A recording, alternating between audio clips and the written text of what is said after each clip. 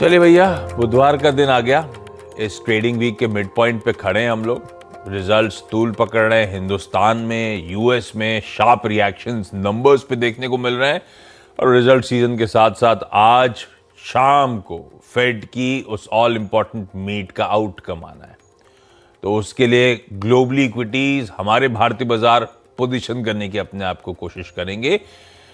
तो इन सब के बीच में एसजीएक्स निफ्टी कह रहा है कि एक फ्लैट ओपनिंग, पिछले 2 दिनों के दबाव के बाद आज एक फ्लैटिश ओपनिंग के इंडिकेशन। दरअसल ऐसा ही मूड है। यूएस में कल 3/4 से 2% तक की कमजोरी थी, पर कुछ हम वैसे डाइजेस्ट करके गए थे, केवल 1/3 1/4 फीसदी के आसपास का दबाव। पर पता था यूएस कमजोर होगा, क्योंकि हमने वो देख ही लिया था जो वॉलमार्ट के नंबर्स आए थे, उसकी अर्निंग्स आफ्टर मार्केट्स आई थी, उसका रिएक्शन देखना था। हमने देख लिया था किस तरह से बाकी डिस्क्रिशनरी स्पेंड्स वाली कंपनीज पे इंपैक्ट आएगा। तो खैर वो अलग चीज। आज सुबह के फ्यूचर्स इस समय बढ़िया मजबूती के साथ 1/3 से 1.25% के गेन्स के साथ कामकाज कर रहे हैं। तो कल एक्सपेक्टेशन से ज्यादा दबाव और आज पुल बैक आता हुआ नजर आ रहा है। लेकिन फिर भी तबर अब आपकी स्क्रीन पे जहां हमने छोड़ा था एक शेड वीकर या जस के तस ही आपको यूएस के फ्यूचर्स नजर आएंगे। तो जो आज सुबह का मोमेंटम है उसने हमें बचा लिया दरअसल फ्यूचर्स के।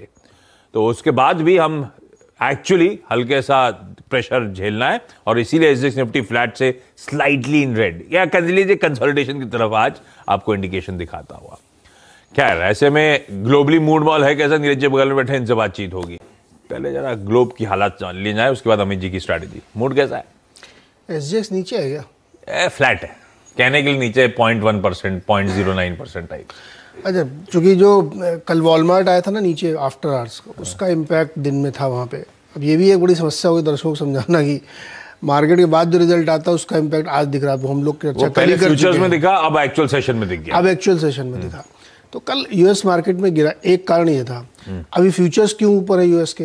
तमाम आप यूएस फ्यूचर्स दिखाइए, वो उसका तो मतलब ही नहीं रेगुलर सेशन का खूब ऊपर है। वो इसलिए क्योंकि जो 2 जायंट रिजल्ट कल आए हैं गूगल और माइक्रोसॉफ्ट के, उसमें नतीजे उतने अच्छे नहीं हैं, लेकिन आगे के आउटलुक में जैसे रेजिलियंस है। गूगल ने बड़ी मुश्किल के दौर में रखा, एडवर्टाइजिंग रेवेन्यू में बहुत तगड़ा हिट हुआ, लेकिन फिर भी वो मेंटेन कर पाए और आगे उनको उम्मीद है कि वो सेल थ्रू कर जाएंगे। वैसे ही माइक्रोसॉफ्ट ने आउटलुक उतना अच्छा नहीं दिया, लेकिन रेजिलियंट दिख रहा है।